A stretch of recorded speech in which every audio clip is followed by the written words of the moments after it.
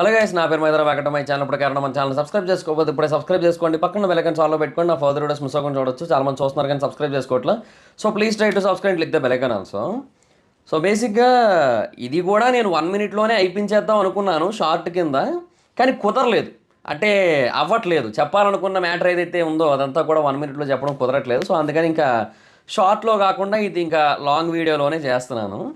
So బేసిక్గా చాలామంది నన్ను అడుగుతున్న క్వశ్చన్ ఏంటంటే, వై ఓన్లీ గౌతమ్? ఇప్పుడు ఓకే, తెలుగువాడికి సపోర్ట్ చేస్తున్నాము, ఓకే బాగానే ఉంది. బట్ తెలుగు వాళ్ళలో ఇప్పుడు నబీలు తెలుగువాడే, విష్ణుప్రియ తెలుగు అమ్మాయి, అండ్ తేజ, అవినాష్, రోహిణి వీళ్ళంతా తెలుగువాళ్ళే. వీళ్ళందరికీ కాకుండా వై ఓన్లీ గౌతమ్? అదొక క్వశ్చన్ ఉంది. అండ్ ఇనీషియల్గా ఎందుకు మరి, అంటే స్టార్టింగ్ స్టేజెస్ నుంచి కూడా షో స్టార్ట్ అయిన దగ్గర నుంచి ఎందుకు తెలుగు వాళ్ళకి సపోర్ట్ చేయలేదు, ఈ క్వశ్చన్ కూడా ఉంది. మరి స్టార్టింగ్లో ఎలిమినేట్ అయిన వాళ్ళందరూ తెలుగు వాళ్ళే కదా, మరి మణికంఠ కూడా తెలుగువాడే కదా, మణికంఠని ఎందుకు నెగిటివ్ చేసావు, లేదంటే సోనియాకి ఎందుకు సపోర్ట్ చేయలే, లేదంటే అభయ్కి ఎందుకు సపోర్ట్ చేయలే, ఇట్లా మల్టిపుల్ క్వశ్చన్స్ అయితే ఉన్నాయి ఆ తెలుగు అనే పాయింట్ మీద. సో దానికి ఒక క్లారిటీ అయితే ఇద్దాం అనుకుంటున్నా. సో ఫస్ట్ థింగ్ ఏంటంటే, సీజన్ స్టార్ట్ అయినప్పటి నుంచి కన్నడ వర్సెస్ తెలుగు అనేది లేదు యాక్చువల్గా. కానీ సీజన్ స్టార్ట్ అయినప్పుడు ఒక పాయింట్ ఉంది. ఏంటంటే, స్టార్టింగ్ రోజు ఎవరైతే కంటెస్టెంట్లు అందరూ కూడా లోపలికి వస్తారో వాళ్ళందరినీ చూసినప్పుడు నలుగురు కన్నడ సీరియల్ యాక్టర్స్ వచ్చారా బాబు అని అనుకోవడం జరిగింది. మనమైతే ఇనీషియల్గా అనుకోండి, నేను ఆ రోజు కూడా చెప్పాను, మీరు కావాలంటే ఫస్ట్ ఎపిసోడ్ కూడా చూడొచ్చు. నలుగురు వచ్చారు అనేది పర్టికులర్గా మెన్షన్ చేశా. ఎందుకు? అది హైలైట్ అయ్యింది. మొత్తం వచ్చిందే 14 మంది, ఎంతమందో ఆ 14 మందిలో నలుగురు కన్నడ సీరియల్ యాక్టర్స్ ఆర్ యాక్ట్రెస్లు వస్తే మనకేమనిపిస్తుంది? ఏంది మన షో, అదేం తెలుగు షోయా, కన్నడ సీరియల్ షోయా, ఏంది అనేది క్వశ్చన్ వస్తుంది కదా. సో స్టార్టింగ్ రోజు జస్ట్ ఆ పాయింట్ అయితే వచ్చింది. బట్ ఆ తర్వాత వాళ్ళ మీదకి ఆ పాయింట్ రాకపోవడానికి రీజన్ ఏంటి అంటే, ఇనీషియల్గా సోనియా యాక్చువల్గా క్వశ్చన్ చేసింది ఈ పాయింట్ మీద. మీరు ఫ్రెండ్స్ కాబట్టి మీరు సపోర్ట్ చేసుకుంటున్నారు, అందుకే యష్మికి ఇస్తున్నారు అనే ఒక పాయింట్ ఏదైతే ఉందో, ఆ పాయింట్ మీద కొంతవరకు ముందుకు వెళ్ళునేమో.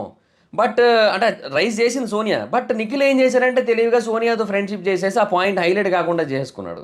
సో సోనియా బాగా వాయిస్ రైజ్ చేసే పర్సన్ అని చెప్పి ముందే అర్థమయ్యి అట్లా చేసేసాడు, అయిపోయింది. సో అక్కడ అది కట్ అయిపోయింది. అండ్ గ్రూప్గా కూడా నలుగురు కనబడలేదు మనకి, ఇద్దరే కనబడేవారు. ఎవరు? నిఖిల్, పృథ్వీ కనబడేవారు సెపరేట్గా, అంటే అభయ్ అండ్ సోనియాతో పాటుగా వీళ్ళిద్దరూ కనబడేవారు. యష్మి అండ్ ప్రేరణ సెపరేట్గా ఉండేవారు.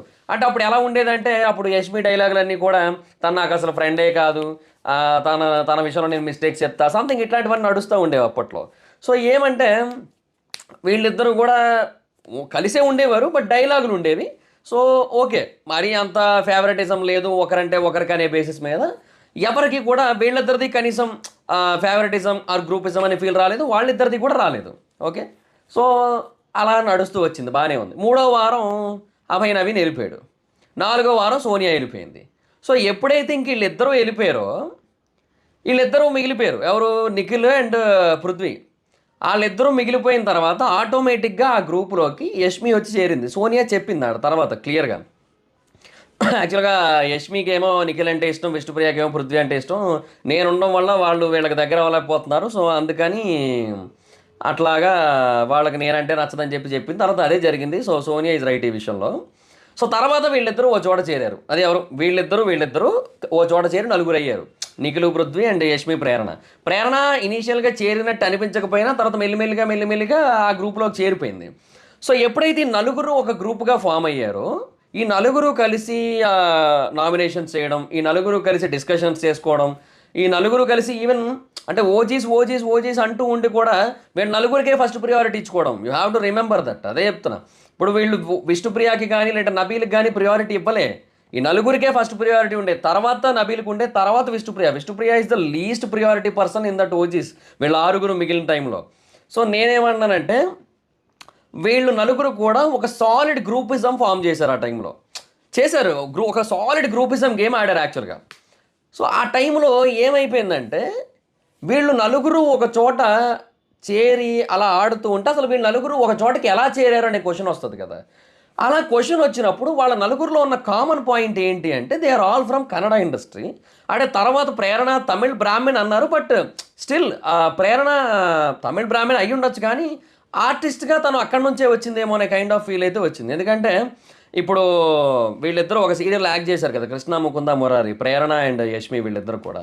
సో నా గెస్ ఏంటంటే అసలు ఆ ఇద్దరు యాక్టర్స్ని అక్కడ నుంచి తీసుకొస్తేనే అలా పాసిబుల్ అవుతుంది, లేదంటే లేదు. నా ఫీల్ అయితే అది. ఎందుకంటే స్టార్ మాలో చాలా సీరియల్స్లో మీరు గమనించినట్టయితే కన్నడ యాక్టర్స్ ఆర్ యాక్ట్రెస్లే ఉంటారు. ఇప్పుడు మీరు గుప్పడంత మనసులో కూడా మీరు గమనించినట్టయితే రిషి కూడా, ఆయన కూడా కన్నడ యాక్టరే కదా. సో నేనేమన్నా అంటే ఇట్లా స్టార్ మా సీరియల్స్లో చాలామంది అట్లా వస్తూ ఉంటారు. సో వాళ్ళిద్దరూ అలా వచ్చారు. సో అది నా పాయింట్ అనమాట. సో ఇక్కడ వాళ్ళ నలుగురు ఓ చోట చేరిన తర్వాత ఆటోమేటిక్గా వీళ్ళ మధ్య ఉన్న కామన్ పాయింట్ ఏంటంటే మనకందరికీ ఇనీషియల్గా ఉన్న ఇంప్రెషన్ ఏంటి, స్టార్టింగ్ డే వచ్చింది కన్నడ సీరియల్ యాక్టర్స్ ఆర్ యాక్ట్రెస్లు, whatever it is, male and female. So okay, వీళ్ళ నలుగురికి ఇది common point, Kannada actor and యాక్ట్రెస్లు, సో కన్నడ పీపుల్. సో వీళ్ళ నలుగురు కూడా ఆ ప్రాంతీయ అభిమానంతో వాళ్ళ వాళ్ళు అనే కైండ్ ఆఫ్ ఇష్టంతో ఆ అభిమానంతో వాళ్ళందరూ ఓ చోటకి చేరారు. సో వాళ్ళు వేరే వాళ్ళందరినీ కూడా పక్కకు పెట్టడం మొదలుపెట్టారు. అయితే వాళ్ళకి అక్కడ తెలుగు వ్యతిరేకత ఉందా లేదా అనేది సెకండరీ థింగ్, లేకపోయి ఉండొచ్చు కూడా. బట్ వాళ్ళందరూ ఒక చోటకి చేరడానికి రీజన్ ఏంటి, వాళ్ళు కన్నడ వాళ్ళు అవ్వడం. సో అది అక్కడ రైజ్ అయిన పాయింట్. సో వాళ్ళ నలుగురు ఆ టైంలో ఆ పాయింట్ రైజ్ చేశారు ఆడియన్స్ మైండ్లోకి. అలాగా రైజ్ అయిన వాళ్ళలో నేను ఒకడిని. అంటే నా బ్రెయిన్లో కూడా ఆ పాయింట్ అప్పుడు రైజ్ అయ్యింది, అప్పటి వరకు రైజ్ అవ్వలే. ఓకే, సో నేనేంటంటే నేను నా గురించి క్లియర్గా చెప్పాలంటే నా మైండ్ సెట్, నేను ఛానల్ని బట్టి నా మైండ్ సెట్ మారుతుంది. ఇప్పుడు డీప్ తెలుగులో ఫ్యాక్ట్స్ వీడియోలు చేసినప్పుడు నా మైండ్ సెట్ వేరు, మైదర్ వైబ్స్లో మూవీస్ గురించి మాట్లాడేటప్పుడు నా మైండ్ సెట్ వేరు, బిగ్ బాస్ ఛానల్లో బిగ్ బాస్ గురించి మాట్లాడేటప్పుడు నా మైండ్ సెట్ వేరు, మళ్ళీ అందులోనే క్రికెట్ గురించి మాట్లాడేటప్పుడు నా మైండ్ సెట్ వేరు. ప్రతిదానికి కూడా నాది ఒక డిఫరెంట్ థాట్ ప్రాసెస్ ఉంటుంది. అది ఒక్కొక్కటి ఒక్కొక్కలా ఉంటుంది. అది మల్టిపుల్ పర్సనాలిటీ డిజార్డర్ అని కూడా మీరు అనుకోవచ్చు. సో అదే అంటున్నా. సో నేనేమన్నానంటే బిగ్ బాస్ నేను ఎలా చూస్తానంటే, నేను రివ్యూవర్ అనే కంటే నేను గేమ్లో నాకు ఒకరు కనెక్ట్ కానంత వరకు నేను రివ్యూవర్. గేమ్లో నాకు ఎవరైనా ఒకరు కనెక్ట్ కానంత వరకే నేను రివ్యూవర్. కనెక్ట్ అయితే ఐఎమ్ నాట్ రివ్యూవర్. తర్వాత నేను ఒక ఆడియన్గా మారిపోతాను, ఒక సగటు ప్రేక్షకుడిగా మారిపోతాను నేను. తర్వాత నేను రివ్యూవర్ కాదు. నేను బిగ్ బాస్ విషయంలో ఇది నా మైండ్ సెట్. ఇది ఎందుకంటున్నానంటే బేసిక్గా సీజన్ 6లో కూడా అదే జరిగింది నాకు. సీజన్ 6లో కూడా ఇనీషియల్గా నేను న్యూట్రల్గా ఉన్నా.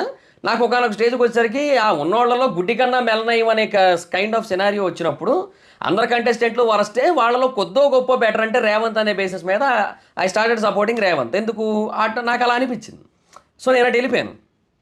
సీజన్ 7 అంటారా, ఆ సీజన్ 7లో నాకు బేసిక్గా ఎవరు అంత ఎగ్జాక్ట్గా నచ్చలే. అమర్దీప్ కొద్దో గొప్ప బెటర్ అనిపించాడు ఇనీషియల్గా.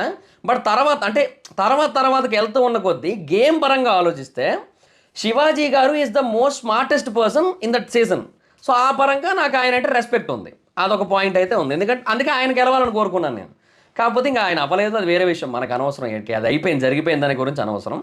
సో నేనేమంటానంటే అలాగే ఈ సీజన్ కూడా ఇనీషియల్గా అంతా బాగానే ఉన్న టైంలో న్యూట్రల్గానే ఉన్నా కూడా ఒక స్టేజ్ వచ్చింది. ఆ స్టేజ్ ఏంటి అంటే వీళ్ళు నలుగురు కూడా గ్రూపిజం చేయడం.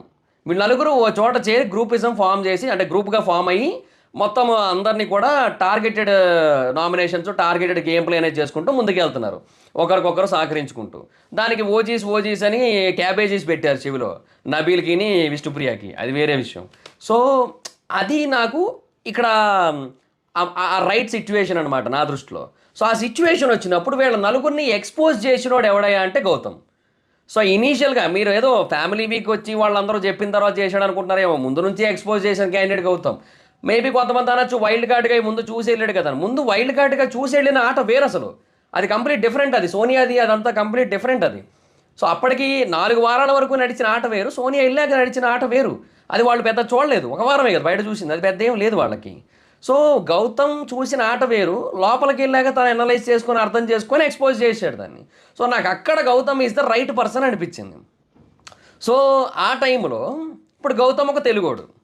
సో వీళ్ళందరూ కన్నడ, అది కూడా ఎట్లా అనిపించింది అంటే వీళ్ళ వల్లే, వీళ్ళందరూ కూడా కన్నడ వాళ్ళు అవ్వడం వల్ల ఓ చోట చేరారనే పాయింట్ వచ్చినప్పుడు, సరే ఇక వాళ్ళు కన్నడ అనుకుని ఓ చోట చేరారు కదా, మనకు అట్లా అనిపిస్తోంది కదా. సో లెట్స్ సీ తెలుగు వాళ్ళలో ఎవరు బెస్ట్ ఉన్నారు. అట్లా చూసుకుంటే ఇక్కడ గౌతమ్ బెస్ట్ అయ్యాడు. ఎందుకు, వాళ్ళని ఎక్స్పోజ్ చేశాడు, అట్ ద సేమ్ టైం చాలా ఎదురు దెబ్బల్ని స్ట్రాంగ్గా తట్టుకొని నిలబడ్డాడు, అండ్ చాలా బాగా గేమ్ కూడా ఆడతాడు, ఎవ్రీథింగ్ ఈజ్ దేర్. సో అవన్నీ కూడా జరిగాయి. ఇప్పుడు జీరో ఎఫర్ట్స్ అంటే అది కూడా కాదు. అయినా ఈ సీజన్లో అందరూ ఎఫర్ట్స్ పెడుతున్నారులే. తేజాయే 200%, 300% ఎఫర్ట్స్ పెట్టాడు నార్మల్ కంటే. సో డెఫినెట్గా ఈ సీజన్ అందరూ ఎఫర్ట్స్ పెట్టారు. సో అలాగా అన్ని రకాలుగాను కూడా గౌతమ్ అయితే ఉన్నాడు. అండ్ ఎస్పెషల్లీ వాళ్ళ గ్రూపిజంని ఎక్స్పోజ్ చేశాడు. సో అది మేజర్ ఫ్యాక్టర్ అనమాట అక్కడ. సో ఆ బేసిస్ మీద గౌతమ్ అనే పర్సన్ రైట్ అనిపించి, సో అక్కడ కన్నడ వర్సెస్ తెలుగు అనేది స్టార్ట్ అయింది నా నుంచి. అది అంతే, అది ఇక వాళ్ళ వల్లే స్టార్ట్ అయింది. వాళ్ళు అలా ఆడబట్టి, వాళ్ళు అలా ఓ చోట చేరబట్టి ఆ పర్స్పెక్టివ్ వచ్చింది, ఆ పర్సెప్షన్ వచ్చింది నాకు. సో దానివల్ల ఆ గౌతమ్ అనే పర్సన్ వాళ్ళని ఎక్స్పోజ్ చేయడం వల్ల గౌతమ్ తెలుగోడు కాబట్టి అది నడిచింది. అండ్ ఇంకొకటి అదనే కాదు, వైల్డ్ కార్డులు వచ్చినప్పుడు కూడా చాలామంది అదే అనుకున్నారు, తెలుగు బిగ్ బాస్ చూస్తున్నట్టు ఉంది, ఎందుకంటే తెలుగు వాళ్ళు అందరూ కూడా లోపలికి ఎంటర్ అయ్యారు అని. అంతే కదా, అప్పుడు అదే వచ్చింది టాక్ బయటకు మరి. సో సేమ్ పాయింట్ అనమాట. ఆ తర్వాత అలా జరిగింది, అది నేను చెప్పే పాయింట్.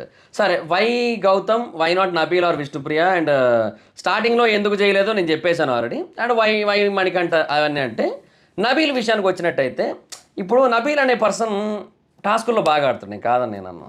కొన్ని నామినేషన్స్ కూడా బాగానే వచ్చినాయి స్టార్టింగ్లో. ప్రేరణ అవి ఇవన్నీ కూడా, సోనియా అవన్నీ కొంచెం వర్కౌట్ అయినాయి. కానీ నేనేమంటానంటే, ఆ తర్వాత నబీల్లో అంటే ఓవర్ కాన్ఫిడెన్స్ బాగా ఎక్కువైపోయి బ్యాక్ బిచ్చింగ్ టూ మచ్ అయిపోయింది.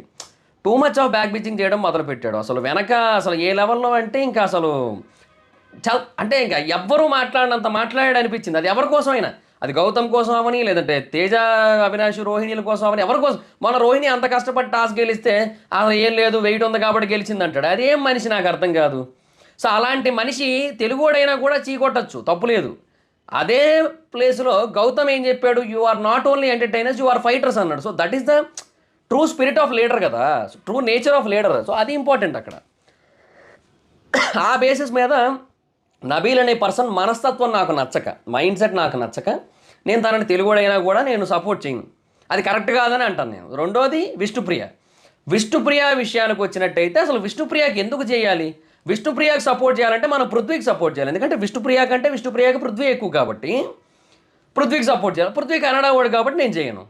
సో విష్ణుప్రియ అనే పర్సన్ నా దృష్టిలో జీరో. నాకు ఆ అమ్మాయిని చూడను మ్యాక్సిమం. ఆ అమ్మాయిని చూడాలనుకోను నేను. కెమెరా ఒకళ్ళు తన మీద ఫోకస్ చేస్తే తప్ప సింగిల్గా, లేదంటే అందరూ ఉన్నప్పుడైతే మాత్రం విష్ణుప్రియ అసలు చూడను నేను బిగ్ బాస్ ఎపిసోడ్లో. అంటే అనవసరం, she's nothing in this house. అంటే ఏం లేదు. ఇప్పుడు నేను ఏమంటానంటే, ఆ స్విమ్మింగ్ పూల్ అడుగున అప్పుడప్పుడు నాచు లాంటిది పేరుకుపోతుంటుంది, దానివల్ల ఏమైనా ఉపయోగం ఉందా? లేదు. ఈ సీజన్లో విష్ణుప్రియ వల్ల కూడా అంతే. ఏముంది చెప్పండి? ఏమీ లేదు. ఆ ఊరికే పృథ్వీ వెనక తిరగడం తప్ప ఇంకేం లేదు ఆడ. సో అందుకే I never want to see her as a contestant also. నేను తనను ఒక కంటెస్టెంట్లా కూడా చూడట్లేదు. ఎందుకంటే నీ ప్రేమాభిమానాలు చూపించడానికి నేను ఇక్కడికి రావాల్సిన అవసరం లేదమ్మా. ఒక ఇంటర్వ్యూ ఒకటి బాగా వైరల్ అవుతుంది విష్ణుప్రియది, దాని గురించి అనవసరంగా చెప్తున్నాను నేను నార్మల్గా. నీ ప్రేమాభిమానాలు చూపించడానికి నువ్వు ఇక్కడికే రావాల్సిన పని లేదు. నేను జెన్యూన్గా ఇలా ఉన్నాను, నాకు జెన్యూన్గా అలా అనిపిస్తోంది. What the bullshit? నీకు జెన్యూన్గా అట్లా అనిపించకూడదే కదా ఇక్కడ కదా. షో కాన్సెప్టే అది కదా, నీకు అనిపించకూడదు. నువ్వు షోకి వచ్చింది దేనికి? ఒకడి మీద పడి వాడి మీద ప్రేమ కురిపించడానికా? కాదు కదా. So for me Vishnupriya is zero in the house. So light ఇంకా. సో అందుకు నేను తనని ఇంకా ఎట్టి పరిస్థితుల్లోని కూడా తెలుగు అమ్మాయిగా కన్సిడర్ చేయలేను నేను. అది నా పాయింట్ ఇది, నా పాయింట్ ఆఫ్ వ్యూ. మీకు ఏమనిపిస్తుంది మీరు చేయండి, మీకు సపోర్ట్ చేయాలనిపిస్తే చేయండి, దట్స్ అప్ టు యూ. నేనేమంటుంది ఇదనమాట. సో తర్వాత ఇంకెవరు, మణికంఠ బేసిక్గా ఇనీషియల్గా ఒకటి చెప్తా చూడండి. అంటే స్టార్టింగ్ స్టేజెస్ నుంచి కూడా తను కొంచెం సింపతికి ట్రై చేస్తూ వచ్చాడు చాలా గట్టిగా. అంటే ఇప్పుడు అవతల ఒక సిచ్యువేషన్ ఉండడం వేరు. ఇప్పుడు నేనేమంటానంటే, మన ఇండియన్ క్రికెట్లోనే ఒక మ్యాచ్ జరిగింది అబ్బా, ఒక ఇన్సిడెంట్ అయింది యాక్చువల్గా.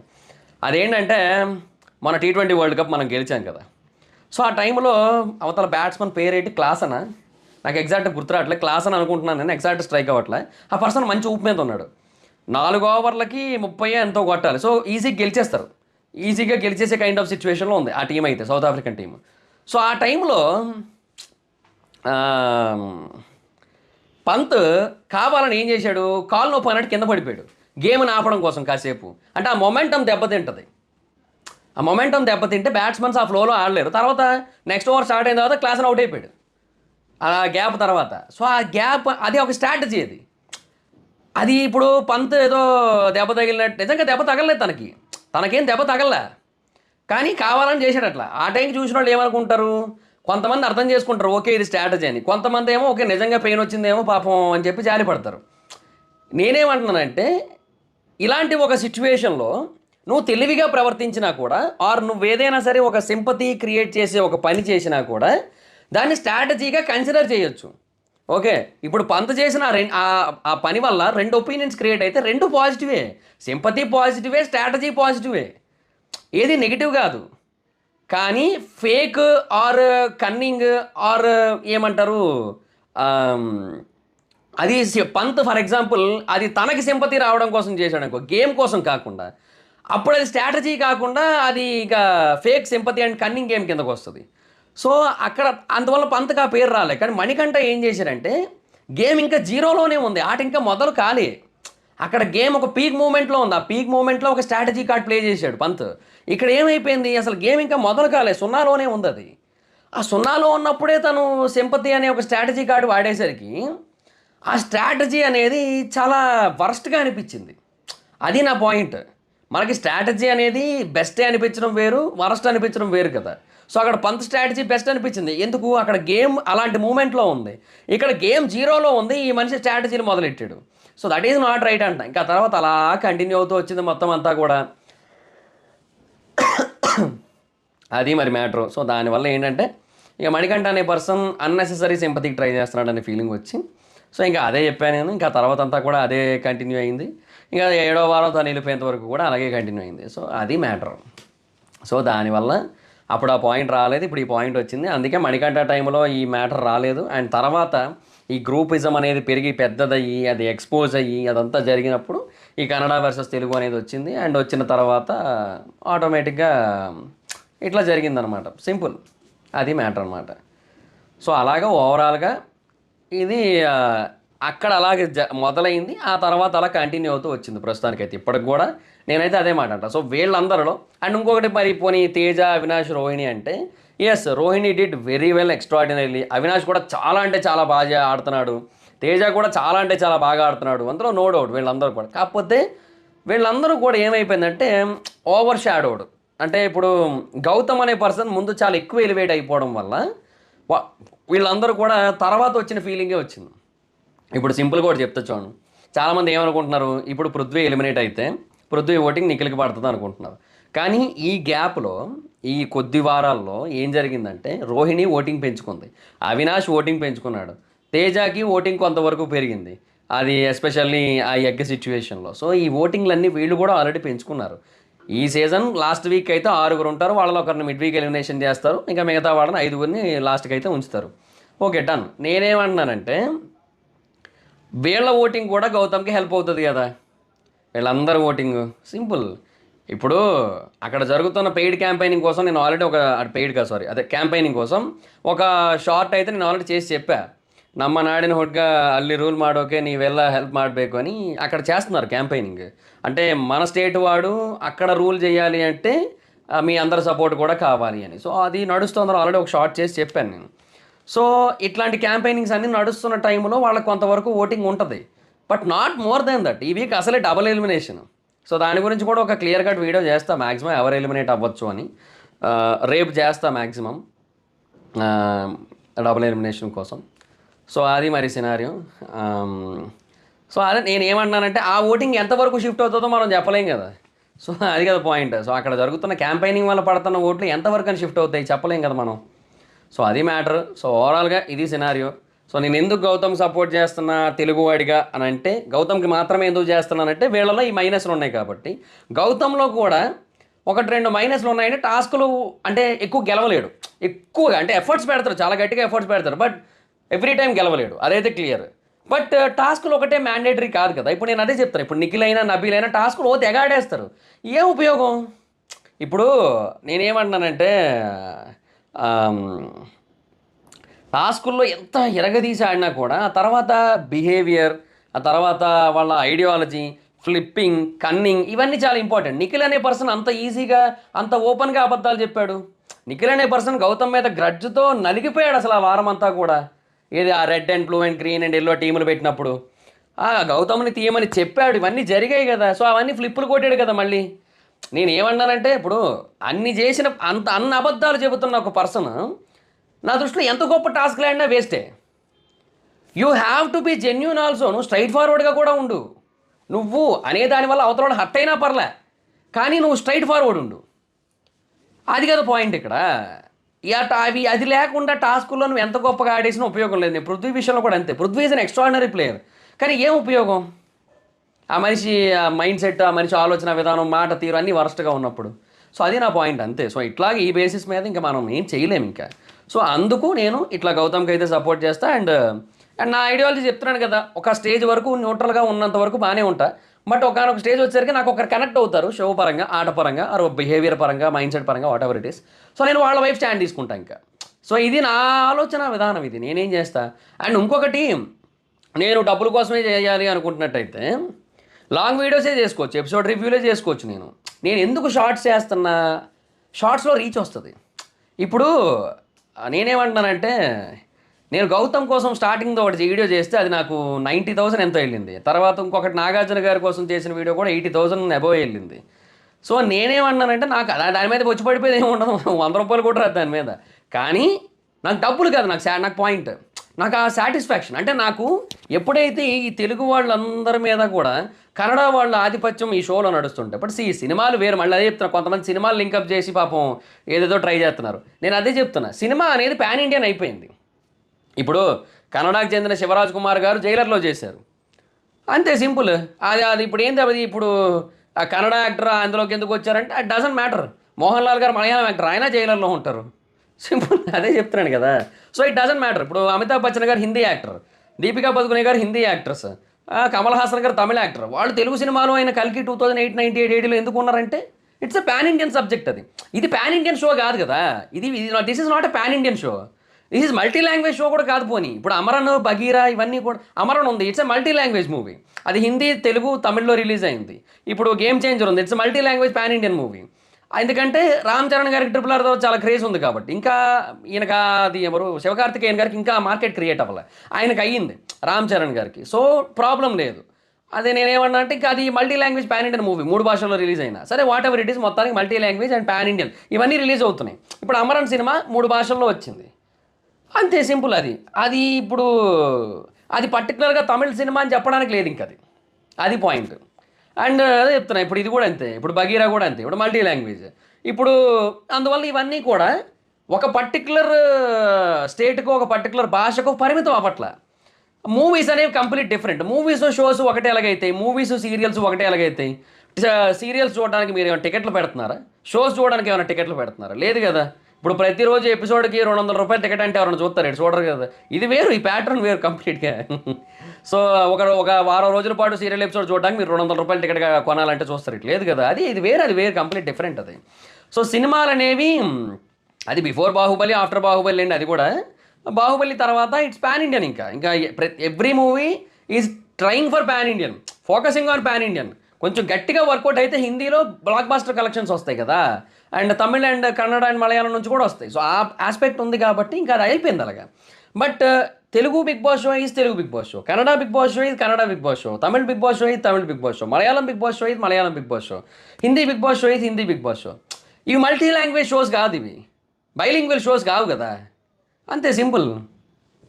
అందువల్ల 2 భాషలకైతే ఇది కాదు కాబట్టి డెఫినెట్గా నాకైతే మాత్రం ఇది తెలుగు షో అనే ఫీలింగే ఉంటుంది. ఆ ఆస్పెక్ట్ మీద కూడా నేను ఇట్లా తెలుగు షోలో తెలుగు వాళ్ళు గెలవాలని అనుకుంటాను కదా. సో వాళ్ళు నలుగురు ఓ చోట చేరి అట్లా ఒక గ్రూపిజం చేస్తున్న టైంలో ఆ పాయింట్ కొంచెం ట్రిగర్ చేసింది నన్ను. సో అట్లా ట్రిగర్ చేసినప్పుడు ఇది కరెక్ట్ కాదు కదా అనే ఒక ఫీలింగ్ వచ్చి ఒక తెలుగువాడు గెలవాలనుకున్నా. సో తెలుగువాడు గెలవాలనుకున్నప్పుడు ఎవరు బెస్ట్ అయ్యా అంటే గౌతమ్ ఉన్నవాళ్ళలో, అంతే. ఆ ఆస్పెక్ట్లో గౌతమ్ సపోర్ట్, అంతే, అంత మించి ఇంకేట్లేదు. సో ఇప్పుడు అదే చెప్తున్నాను, లాంగ్ వీడియోస్ ఎందుకు చేయట్లేదు, షార్ట్స్ ఎందుకు చేస్తున్నా అంటే షార్ట్స్లో కొంచెం రీచ్ వస్తుంది. అండ్ నేను చెప్పాలనుకుంటున్న పాయింట్ రీచ్ అవుతుంది. అందుకు నేను అది ఇందాక చెప్పిన కన్నడ డైలాగ్ ఏదైతే ఉందో దానికోసం చేసిన క్యాంపెయినింగ్ వీడియో ఏదైతే ఉందో అది ట్విట్టర్లో చాలామంది షేర్ చేసుకున్నారు, చాలా వరకు రీచ్ అయింది. అది కూడా that's okay, that's fine. So నా దగ్గర రాకపోయినా పర్లేదు, నేను చెప్పాలనుకుంటే పాయింట్ వెళ్ళింది నాకు అజ్జాలు, నేను అదే అనేది అనమాట. So simple point. నాకు ఏవి కూడా డబ్బులు ఇవి ఏం కాదు. నాకేంటంటే తెలుగు షోలో తెలుగువాడు గెలిస్తే ఒక సాటిస్ఫాక్షన్ ఉంటుంది, అంతే, అంతమించి ఇంకేయట్లేదు. అందులో మిగతా వాళ్ళకి ఎందుకు చేయట్లేదంటే ఎవరికి వాళ్ళకి నేను రీజన్స్ అయితే చెప్పాను మీకు. సో అది నా పాయింట్. అండ్ నేను బిగ్ బాస్ని ఎలా చూస్తాను అనేది కూడా మీకు చెప్పేశాను నేను.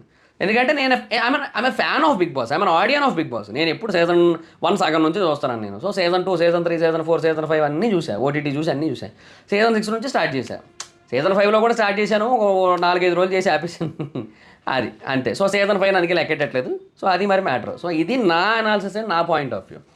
నేనేమన్నానంటే నేనే మిమ్మల్ని మరీ నేను చెప్పిందే ఫాలో అవ్వండి అని కూడా అనట్లేదు. నేను చెప్పింది రైట్ అయితే ఫాలో అవ్వండి అంటున్నా, అంతే సింపుల్. ఇప్పుడు మళ్ళీ ఇప్పుడు నువ్వు ఇలాగ అంటున్నావు కదా, మరి వేరే వాళ్ళని ఎందుకు క్వశ్చన్ చేసావు ఇంతకు ముందు అంటే నేను అదే అంటున్నా. నేను ఇట్లా ఒక స్టాండ్ తీసుకున్నా అని చెప్తా. నేను ఒక ఏమంటారు, నేను ఇటువైపు ఉన్నా. ఇప్పుడు 2 గట్లు ఉన్నాయి, నేను ఈ గట్టు మీద ఉన్నా. 2 పడవలు ఉన్నాయి, నేను ఈ పడవ మీద ఉన్నా. అది 2 బస్సులు ఉన్నాయి, ఈ బస్సు ఎక్కా. ఇట్లా ఉంటుంది నా స్టాండ్ క్లియర్ ఉంటుంది.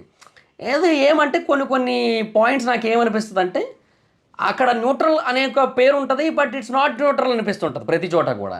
సో ఆ పాయింట్ నేను క్వశ్చన్ చేసే తప్ప అది కూడా ఇంక ఫర్దర్గా కూడా నాకేం క్వశ్చన్ చేయాలనిపించట్లేదు. ఎందుకంటే I'm not interested on it.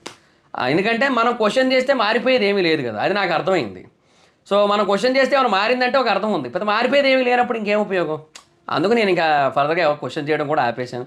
ఏం చూడట్లేదు, నేను ఓన్లీ ఎపిసోడ్ ఒకటే చూస్తున్నాను. అప్పుడప్పుడు లైవ్ చూస్తున్నాను, కొన్ని క్లిప్స్ రికార్డ్ చేసినవి కావచ్చు, లేదంటే వేరే వాళ్ళు నాకు పంపించినవి కావచ్చు, అన్నీ చూస్తున్నాను. సో మ్యాక్సిమం అంతే. ఓకే అలా నడుస్తుంది ఈ సీజన్ అనేది చూడడం కోసం చూస్తున్నాను అంతే. సో ఇంకా వేరే యూట్యూబ్ వీడియోలు ఏవి చూడటం మానేశాను. బిగ్ బాస్కి సంబంధించి ఒకప్పుడు ట్రోల్స్ చూసేవాడిని నేను, ఆ ఎపిసోడ్ ట్రోల్స్ వచ్చేవి కదా, అవి చూసేవాడిని. ఇప్పుడు అవి కూడా చూడటం మానేశాను. ఇంకా అంటే చిరాకు, ఇంకా ఇంట్రెస్ట్ పోయింది. ఇక అదర్ కంటెంట్ మీద ఇంట్రెస్ట్ పోయింది, ఇంకా అది మ్యాటర్ ఇంకా. సో దాట్స్ గైస్, ఇది ఈరోజు ఈ వీడియోలోని ఎక్స్ప్లెనేషన్. సో ఇంత చెప్పాల్సి వచ్చింది కాబట్టి 1 మినిట్లో కుదరలేదు అంతే, అంతమించి ఇంకేట్లా. అందుకే లేట్ షార్ట్లో చేసేవాడిని. సో అది గైస్, థ్యాంక్ యూ, బాయ్ బానో. మీ వీడియో మీకు నచ్చితే లైక్ చేసి వీడియోని షేర్ చేయండి మీ సోషల్ మీడియా ప్లాట్ఫామ్స్లో, like Twitter, Insta and Facebook and వాట్సాప్లో. అండ్ ఎప్పుడో కారణం మన ఛానల్ సబ్స్క్రైబ్ చేసుకోకపోతే ఇప్పుడే సబ్స్క్రైబ్ చేసుకొని పక్కన బెల్ ఐకాన్ ఆల్లో పెట్టుకోండి. నా ఫర్దర్ వీడియోస్ మిస్ అవ్వకుండా చూడొచ్చు. అండ్ నెక్స్ట్ నుంచి మనకి క్రికెట్ వీడియోస్ వస్తాయి మ్యాక్సిమం. ఇంకా రేపు ఒక బిగ్ బాస్ అప్డేట్ అయితే వస్తుంది, డబుల్ ఎలిమినేషన్ కోసం అండ్ ఓటింగ్ పోల్ కోసం. ఇక తర్వాత మీకు ఎల్లుండి ఎలిమినేషన్ అప్డేట్ వస్తుంది. బట్ మధ్యలో క్రికెట్ వీడియోస్ వస్తూ ఉంటాయి, క్రికెట్ రిలేటెడ్గా అప్డేట్స్ అంటే అనాలిసిస్లు వస్తూ ఉంటాయి. ఈ ఆప్షన్ అయింది కదా, సో వాటి గురించి తర్వాత మాట్లాడుకుందాం. మొత్తం ప్రతిదీ కూడా ఎవ్రీ టీం గురించి ఇండివిజువల్గా మాట్లాడుకుందాం. So that's guys, thank you. నా ఇన్స్టాగ్రామ్ అయితే జబర్దస్త్ మైత్రి, అక్కడ వచ్చి ఫాలో వచ్చి థ్యాంక్